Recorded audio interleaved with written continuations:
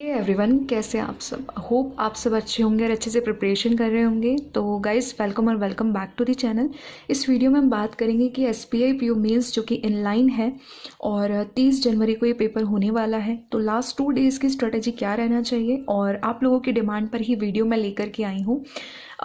Basically जो चीज़ें होती हैं उनमें ज़्यादा कुछ फ़र्क नहीं आता है, लेकिन जो मेरा खुद का एक्सपीरियंस रहा है एसबीआई पीओ मेंस का, उसके बेसिस पे मैं आपको कुछ बातें इंपॉर्टेंट बताने वाली हूँ, इसलिए वीडियो को लास्ट तक देखना है। ठीक है, तो चलिए स्टार्ट करते हैं। देखो, सबसे पहले अगर हम बात करते हैं कि पेपर को अप्रोच क्या रहता है, ठीक है, क्योंकि आप में से काफ़ी सारे स्टूडेंट्स जो हैं वो पहली बार दे रहे हैं तो एसबीआई पीओ मेंस को। तो सबसे पहली चीज़ मैं आपको बोलूँगी, उस अप्रोच से पहले भी एक चीज़ आपको मैं बताऊँगी कि जो एग्ज़ाम पैटर्न है वो चेंज है इस बार। एग्ज़ाम पैटर्न चेंज क्या है, सब्जेक्ट्स वही हैं आपके, ठीक है, सब्जेक्ट्स में ऐसा कुछ दिक्कत नहीं है, लेकिन नंबर ऑफ़ क्वेश्चंस में ऊपर नीचे किया गया है। जैसे जीए में बढ़ा दिए गए हैं, क्वांट में थोड़ा सा कम किया गया है। तो वो एग्ज़ाम पैटर्न का स्क्रीनशॉट आपको मिल जाएगा टेलीग्राम चैनल के अंदर, ठीक है।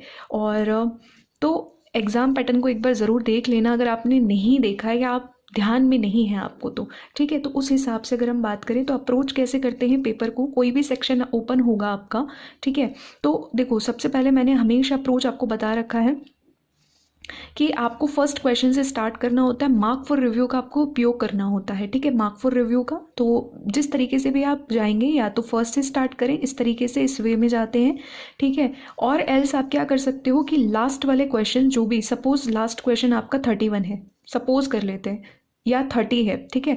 तो यहाँ से आपको इस तरीके से जाना होता है। उससे होता क्या है कि मार्क फॉर रिव्यू का जब आप यूज़ करते हो तो बेसिकली आपको पता है कि मिसलेनियस तो साथ में होते चले जाते हैं, ठीक है। अब आपको उसमें कुछ क्वेश्चंस ऐसे भी मिलते हैं जो आपको लगता है नहीं यार ये तो छोड़ने लायक है, तो वो हाथों हाथ आप छोड़ते चले जाते हो। और जो मार्क फॉर रिव्यू करते हो वो करते हो जो कि आपको लास्ट में अटेम्प्ट करने होते हैं। जैसे कि अगर मैं रीजनिंग सेक्शन की बात करूँ तो पजल्स वगैरह, ठीक है। तो ये अप्रोच रहता है किसी भी सेक्शन को सॉल्व करने का, ठीक है। सिंपल सी ये चीज़ है, और मैंने कई बारी आपको अपने वीडियोस में बात बताई है, लेकिन ये उनके लिए है जो पहली बार वीडियो को देख रहे हैं, ठीक है। अब उसके बाद में हम बात करते हैं कि देखो, एसबीआई का एग्ज़ाम है तो सरप्राइज़ तो होगा ही होगा, ठीक है। सरप्राइज़ के लिए आपको तैयार रहना है, लेकिन ध्यान रखना सरप्राइज़ क्या होता है। सरप्राइज़ होता है आपका जो कोई न्यू पैटर्न क्वेश्चन, ठीक है, न्यू पैटर्न क्वेश्चन होते हैं। अब न्यू पैटर्न क्वेश्चन जो होते हैं जनरली जो भी आपके टॉपिक्स कॉमन है ना, कॉमन टॉपिक्स हैं ना, उनको ही तोड़ मरोड़ के बनाया जाता है, ठीक है। जैसे कि फॉर एग्जांपल अगर मैं दूं कि मैच द कॉलम में फिलर्स डाल दिए, ठीक है। तो इस तरीके के कुछ क्वेश्चंस आपके न्यू पैटर्न आ सकते हैं, उनको ज़रूर आप ट्राई करना, चाहे आप मार्क फॉर रिव्यू का यूज़ करके लास्ट में उनको करने की कोशिश करें, लेकिन उनको ज़रूर ट्राई करना, वो बहुत ईजी से होते हैं, ठीक है, और उससे आप अच्छे मार्क्स लेकर के आ सकते हो। तो ये चीज़ आपको ध्यान रखना है। और पेपर का लेवल कैलकुलेटिव रहेगा, कैलकुलेटिव जहाँ क्वांट है वहाँ कैलकुलेटिव रहेगा, बाकी आपका ओवरऑल लेंथ रहने वाला है, ठीक है, लेंथी थोड़ा सा रहेगा। तो ये चीज़ को आपको अच्छे से समझना है, ठीक है। ऐसा नहीं हो कि आप एग्ज़ाम में बैठो और फिर आपको लगे कि ये क्या आ गया एग्ज़ाम में, ऐसा कुछ नहीं है। जो आपका सिलेबस है उसी के अंदर से आपका जो है पेपर बनने वाला है, ठीक है। फिर इम्पॉर्टेंट चीज़ ये हो जाती है कि देखो, अगर आपने अच्छे से प्रिपरेशन करी है, डेफिनेटली अगर आपने अच्छे से प्रिपरेशन करी है तो आप हर सेक्शन में बहुत अच्छा करोगे। कोई चीज़ आपको टफ़ लग रही है ना, वो सभी के लिए टफ़ होगी, ठीक। तो डेफिनेटली जब लेवल ज़्यादा ही हार्ड आ जाता है, या वी कैन से कि बहुत कैलकुलेटिव लेंथी आ जाता है, तो कट ऑफ ऑटोमेटिकली कम हो जाती है, क्योंकि नंबर ऑफ अटैम्प्ट्स कम होते हैं। तो आपको बस सिक्योर करना होता है एक्यूरेसी के साथ में। अब उस एक्यूरेसी को आपको लूज़ नहीं करना होता है, कहाँ पे, जीए सेक्शन में या इंग्लिश सेक्शन में, ठीक है। इसका खास ध्यान रखना है आपको। अभी ये चीज़ हो गया आपका, ठीक है। एक चीज़ आप याद रखना कि यहाँ पे सेक्शनल कट ऑफ नहीं है, आपको क्लियर करना है ओवरऑल कट ऑफ, ठीक है। तो सबसे ज़्यादा आप मार्क्स कहाँ से बना सकते हो, देखो, सबसे ज़्यादा आप बना सकते हो डिस्क्रिप्टिव से। अगर आपने डिस्क्रिप्टिव अच्छा किया है, 50 मार्क्स का आएगा आपके पास में, मैं आपको बता दूं 30 मिनट्स रहेंगे, ठीक है। लेटर के लिए आपको मिलेंगे 150 वर्ड्स, और ऐसे के लिए आपको मिलेंगे 250 वर्ड्स, ठीक है। चॉइसेस वगैरह आएंगी, ऑनलाइन रहेगा सारा का सारा। तो 50 मार्क्स का है, ठीक है। तो आपको 2 से 3 चॉइसेस मिलेंगी, आप आराम से उसके अंदर से लिख सकते हो। अब अगर 30 मिनट्स है तो आप अपने हिसाब से डिवाइड कर सकते हो। अगर आपने बहुत अच्छा प्रैक्टिस किया है, डेफिनेटली आप बहुत ही अच्छा मार्क्स स्कोर कर सकते हो, मैं आपको बता रही हूँ, ठीक है। और डिस्क्रिप्टिव के लिए अगर अभी तक आपने प्रैक्टिस नहीं किया है देखो वैसे तो आपको कर लेना चाहिए था, बट फिर भी अगर आपने नहीं किया है तो डिस्क्रिप्टिव्स के वीडियोस दे सकते हो, चैनल पर आपको आराम से मिल जाएंगे, ठीक है। तो ये चीज़ है आपका स्कोरिंग पार्ट, क्योंकि जो क्वांट है, क्वांट आपका देखो जो ट्रेन रहा है ना प्रीवियस ईयर पेपर्स से, आपको पता है कि ट्रेन क्या है कि कैलकुलेटिव आता है। कैलकुलेटिव आता है तो इसमें नंबर ऑफ अटैम्प्ट्स कम हो जाते हैं। IBPS PO मेंस में भी आपने देखने को मिला अपने को, ठीक है। हालांकि इस बार थोड़ा सा नंबर ऑफ क्वेश्चंस को ऊपर नीचे किया गया है, तो हम कह नहीं सकते कि एग्जैक्टली कौन सा सेक्शन कैसा आएगा, बट अगर डुएबल ज़्यादा आ जाता है तो नेचुरल सी बात है कि आपका नंबर ऑफ अटैम्प्ट्स जो है वो अबव हो जाएगा, ठीक है। लेकिन अगर वही ट्रेंड चलता हुआ आ रहा है तो फिर उस हिसाब से आपको क्या करना होगा, एक्यूरेसी ज़्यादा ध्यान रखनी है, स्पीड तो आपका रहना ही चाहिए, ठीक है। तो जो आपसे बन पा रहा है ना आप उसको करो, लेकिन क्वांट में याद रखना, ध्यान रखना कि आपका जो है DI तो आ ही रहा है, लेकिन आपके पास में मिसिंग नंबर सीरीज़ और आपका जो रॉन्ग नंबर सीरीज़ है उससे क्वेश्चंस बनेंगे। डेटा सफिशिएंसी के क्वेश्चंस आए हुए हैं, उसको आपको करना है, ठीक है। और आपका Q1 Q2 क्वांटिटी 1 क्वांटिटी 2 और क्वांटिटी कंपैरिजन के ये जो कुछ क्वेश्चंस मैं आपको बता रही हूँ ना, ये आपको करना ही है। अगर आपने अभी तक इसका प्रैक्टिस नहीं किया है तो एटलीस्ट ये चीज़ें तो आप एक बार गो थ्रू करके जाओ, ताकि देखो जो भी आपने मॉक वगैरह से किया है ना, उससे इतना तो आपका कॉन्सेप्ट या कंटेंट तैयार हो चुका है कि आप इसको भी डील कर जाओगे। लेकिन होता है ना कई बार अचानक सामने आ जाता है तो हम पैनिक हो जाते हैं, जबकि हमें आता होता है फिर भी हम उसको छोड़ देते हैं। तो आपको वो क्वेश्चंस ढूंढने की उस मोमेंट पे ट्राई करना है जो कि आपको पता है कि आराम से बन जाएंगे। एक बार पेपर को गो थ्रू ज़रूर करना पड़ेगा, जब आपको पता है कि मॉडरेट लेवल पता चल जाता है, जब आपका प्रिपरेशन अच्छा होगा ना तो आपको लेवल पता चल जाएगा कि पेपर का लेवल कैसा आया है, ठीक है। तो फिर उसमें से आपको कुछ क्वेश्चंस जो होते हैं वो निकालने होते हैं कि यार आप कौन से क्वेश्चंस कर सकते हो, ठीक है। तो इसलिए इनके लिए आप बिल्कुल तैयार रहना, देखने को मिलेगा DI के अंदर आपको कैसलेट ज़्यादा से ज़्यादा देखने को मिलेगी, है ना। तो ये चीज़ मैं आपसे कहना चाहूँगी कि उस वक्त पे जब मॉडरेट आता है पेपर, ठीक है, तब आपको क्या करना है कि वही क्वेश्चंस निकालना, गो थ्रू करना है एक बार पूरे पेपर को, जैसे मैंने बताया कि जो आपसे हो रहा है, जहाँ पे आप स्टक हो जाओ ना, कहीं कहीं ऐसा क्वेश्चन भी आ सकता है, ऐसा मोमेंट भी हो सकता है जब आपको लगे कि यार ये अर्थमेटिक DI तो मुझे आती थी लेकिन ये मुझसे बन नहीं रही है। वो हो सकता है कि CP MP इस तरीके के बेस्ड कोई भी DI हो, मैं एग्जाम्पल ले रही हूँ, ठीक है। तो तब आपको क्या करना है, कुछ पैनिक नहीं करना है, अपने आप को इमीडिएटली उसको छोड़ के दूसरी DI पे आपको स्विच करना है या दूसरे क्वेश्चन पे आपको स्विच करना है। अर्थमेटिक वगैरह आपको देखने को काफ़ी अच्छे खासे मिलेंगे, ठीक है। वेरिएबल बेस्ड क्वेश्चंस आपके मिसिंग जो है फिलर्स बेस्ड क्वेश्चंस जो क्वांट में भी आपको देखने को मिलेंगे, तो इसके लिए पहले से प्रिपेयर रहना बहुत ज़्यादा ज़रूरी है, ठीक है। और अभी लास्ट मोमेंट पे आपको क्या करना है ना, ये हो गई क्वांट की बात। तो अभी लास्ट मोमेंट पे आपको क्या करना है कि कोई भी आपको न्यू टॉपिक तो पढ़ना नहीं है, ठीक है। कोई भी न्यू टॉपिक आपको नहीं पढ़ना है और कोई भी आपको मॉक नहीं लगाना है फिलहाल के लिए, कोई भी मतलब फुल लेंथ तो आपको नहीं लगाना है, एटलीस्ट फुल लेंथ आप नहीं लगाएंगे, ठीक है। और जितना भी आपने रीड कर लिया है ना उसका आपको रिविजन करना है। जितना भी आपने मॉक्स लगाए हैं 3 to 5 फुल लेंथ जो भी आपने लगाए हैं उसका, और सेक्शनल मॉक जितने भी आपने लगाए हैं उनका आप एक बार रिविजन कर लीजिए अच्छे से, ठीक है। साथ में आपको क्या करना होता है कि जो GA है, GA को एज इट इज़, GA के बारे में भी अभी हम बात कर रहे हैं आगे, ठीक है। लेकिन उससे पहले हम रीजनिंग के बारे में बात कर लेते हैं। तो ये कुछ पॉइंट्स हैं जो आपको लास्ट 2 डेज में फॉलो करने हैं, ठीक है। अब अगर मैं रीजनिंग की बात करती हूँ तो रीजनिंग के अंदर देखो सारे क्वेश्चन से आप गो थ्रू होंगे, ठीक है। अब होता क्या है कि इसके अंदर आपको डेटा सफिशिएंसी देखने को मिलेगा, डेटा सफिशिएंसी आपको देखने को मिलेगा, इसको आप अटेम्प्ट करना ईजी ही आता है, ठीक है। मेंस के पेपर में डेटा सफिशिएंसी ईजी आता है, तो जो क्वेश्चंस आपसे बन रहे हैं आप उनको करना, मिसलेनियस पहले ही करने हैं आपको, ठीक है।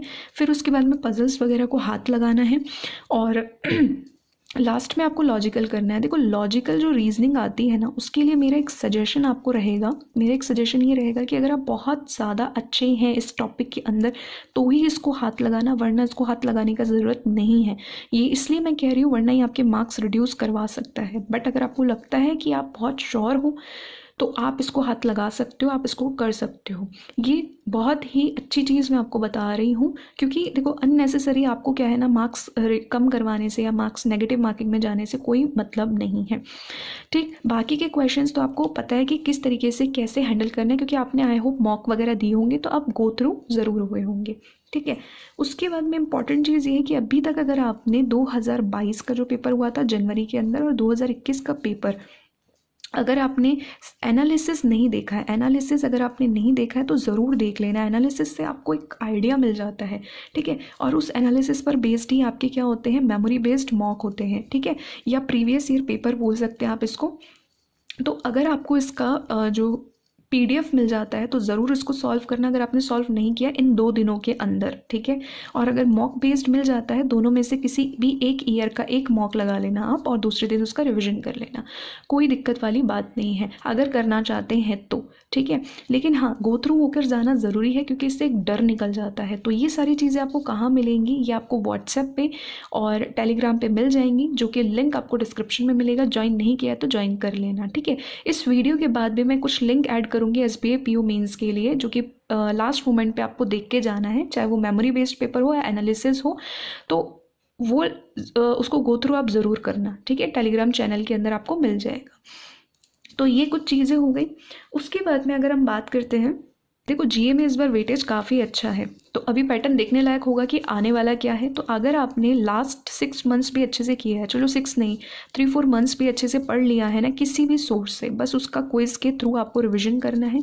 एक सबसे अच्छी चीज़ मैं आपको बताती हूँ कि जो टॉपिक वाइज है, टॉपिक वाइज आपको करना है ना लास्ट मोमेंट पे रिविजन, टॉपिक वाइज रिविजन करना है तो आप कैप्सूल से कर सकते हैं। कैप्सूल कौन सा, या तो अड्डा का कैप्सूल आप ले सकते हैं, या फिर आपको अफेयर्स क्लाउड का जो कैप्सूल है उससे आपको प्रैक्टिस करना चाहिए, मतलब कि आपको रिवीजन करना चाहिए, ठीक। अपने अच्छे से रीड किए हैं तो ही ये बेनिफिट रहेगा आपको, क्योंकि इसमें टॉपिक वाइज आपको चीज़ें मिलेंगी।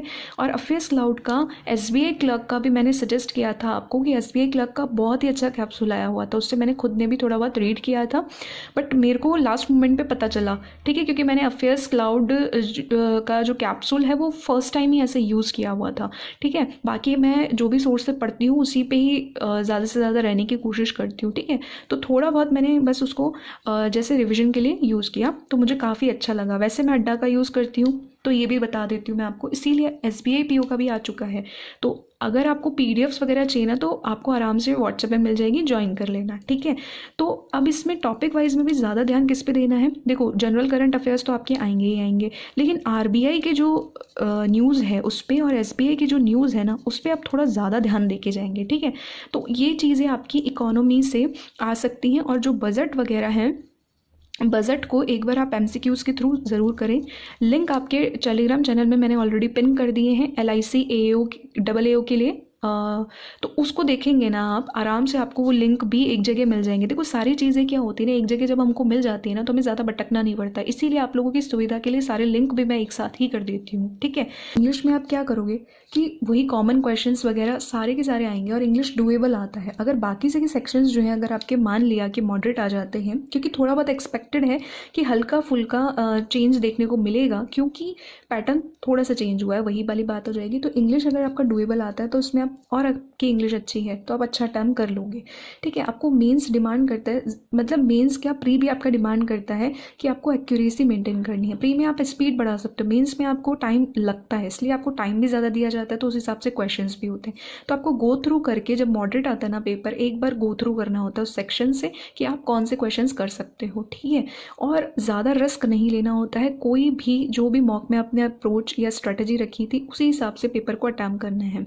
लास्ट मोमेंट पे किसी के लिए भी अपनी अप्रोच को बदलना नहीं है। GA के लिए अगर कोई आपको कुछ भी सजेस्ट कर देता है, जैसे अभी मैंने आपको बोला ये रिवीजन के लिए है और वही क्वेश्चंस आपको मिल जाएंगे, आपने जो किसी भी सोर्स से पढ़े होंगे, तो ये क्योंकि कैप्सूल है तो इसमें वो क्वेश्चंस भी ज़रूर आ जाएंगे, तो इसीलिए मैं आपको बता रही हूँ। बाकी इसके अलावा आपको GA के लिए कोई बोल देता है कि लास्ट मोमेंट पे आप 20 सेट लगा लो क्विज के, इस सोर्स के ले लो या उस सोर्स के ले लो, देखो ऐसा मत करना, ठीक है। अदरवाइज आपका रिविजन पूरा नहीं हो पाएगा 2 डेज का भी, ठीक है। और इसके अलावा मैंने ये बोला कि आपको जितने भी मॉक्स है सबका रिवीजन कर लेना है, ठीक है। इसी चीज़ और बता रही हूँ जो रीजनिंग में मैं बताना भूल गई, देखो स्टेयर केस वाला जो पजल होता है ना उसको करके जाना आप, ठीक है। अगर आपने टू डू लिस्ट फॉलो किया होगा तो मैंने उसमें बताया था, सजेस्ट भी किया था। तो स्टेयर केस वाला जो पजल है उसको आपको करना है। सरकमफ्रेंस वाला एक पजल आता है, सरकमफेरेंस, ठीक है, उसको आप ज़रूर ट्राई करके जाना। मैट्रिक्स करके एक पजल आता है, ठीक है। अल्फ़ा न्यूमेरिक सीरीज़ जो होती है, अल्फ़ा न्यूमेरिक सीरीज़ जो आती है वो 2-4 स्टेप्स दिए हुए होते हैं, आपको उस हिसाब से करना होता है, तो वो उस पे बेस्ड क्वेश्चंस आ सकते हैं। ये देखने को आपको ज़रूर मिलेगा, बाकी इनपुट आउटपुट तो आपको देखने को मिलेगा। तो बाकी क्वेश्चंस आपके मिसलेनियस में आ ही जाते हैं। तो ये कुछ चीज़ें हैं जो आपको करनी है, ठीक है। ये 100% आपको देखने को मिल सकती हैं। एक छोटी सी चीज़ और बोलना चाहूँगी मैं कि आप थोड़ा सा अवेयर रहना कि ये जो IBPS PO का मेंस में पैटर्न देखा गया था ना, पार्ट ए पार्ट बी, देखो वैसे तो IBPS PO जब एडमिट कार्ड आया था तो अब हैंड आउट में ऐसा बोला गया था कि इस तरीके का आएगा, मतलब वो बेसिकली नंबर ऑफ क्वेश्चंस का डिस्ट्रीब्यूशन था कि 1 मार्क्स के और 2 मार्क्स के, ठीक है। लेकिन SBI PO मेंस में भी आप प्रिपेयर रहना, हो सकता है कि आपको यही सरप्राइज़ देखने को मिल जाए इमीडिएट वहाँ पे, ठीक है। तो थोड़ा ये क्या होता है ना, ऊपर की तरफ आई बटन बना हुआ आता है इस तरीके से 2 पास में, तो इस पर भी क्लिक करना, इस पर भी क्लिक करना। कई बार हम कंफ्यूज हो जाते हैं एग्जाम में नर्वसनेस और प्रेशर के चक्कर में, तो हम चेक नहीं करते हैं उसको, ठीक है, ठीक से। इस तरीके से कुछ आई बटन आपको देखने को मिलेगा, उस पर क्लिक करके आप देख लेना, तो हो सकता है कि वहाँ आपको ये देखने को मिल जाए। खास करके मैं बता रही हूँ जो मुझसे मिस्टेक हो गई थी IBPS PO मेंस के अंदर, वो आपको नहीं दोहरानी है, कि जिस वजह से मेरा डिस्क्रिप्टिव ही छूट गया था, ठीक है। जबकि मुझे जो डिस्क्रिप्टिव का प्रिपरेशन था काफ़ी अच्छा था।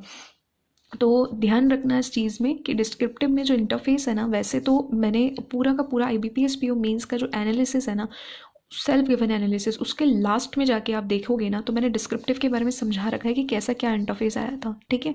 तो इंटरफेस के अंदर भी आप देखना कि ये आई बटन होंगे यहाँ पे 2, एक आई बटन में लेटर होगा और एक आई बटन में आपका ऐसे होगा, ठीक है। अगर इस तरीके का ही चेंजेस कर देता है तो बता रही हूँ मैं इसके अंदर, ठीक है, फिर आपका जो क्वेश्चन है वो इस तरीके से आपको दिखाई देंगे और यहाँ आपका इंटरफेस रहेगा। तो जब भी आपका डिस्क्रिप्टिव स्टार्ट होता है तो इंस्ट्रक्शंस रहते हैं, तो उसको भी एक बार आप थोड़ा सा पढ़ लेना आराम से, ठीक है। जो एंटर की है या स्पेस की है, कैसे क्या यूज़ करना है, उसको थोड़ा ध्यान रखना है। और एक चीज़ और बताना चाहूँगी यहाँ पे कि जब हम जैसे फॉर एग्जांपल लेटर लिख रहे हैं, ठीक है, लेटर लिखते हैं तो हम क्या करते हैं कि यहाँ पे पूरा सेंडर्स एड्रेस लिख दिया, फिर हम स्पेस देते हैं, फिर हम कोई भी जो है टू करके और ब्रांच मैनेजर SBI, इस तरीके से अगर हम लेटर लिख रहे हैं तो यहाँ जो स्पेस है ना, हो सकता है कई बार जो स्पेस बिटवीन द लाइन्स ना आए तो कोई दिक्कत नहीं है, क्योंकि हम एंटर करते हैं तो सीधा ये पैराग्राफ एंड देन यहाँ से स्टार्ट हो जाए दूसरा, ये स्पेस ना आए तो कोई दिक्कत नहीं है, वो इंटरफेस सबके साथ में कॉमन ही रहता है। तो इस चीज़ से थोड़ा अवेयर होके जाना, प्लीज़ उसको देख लेना।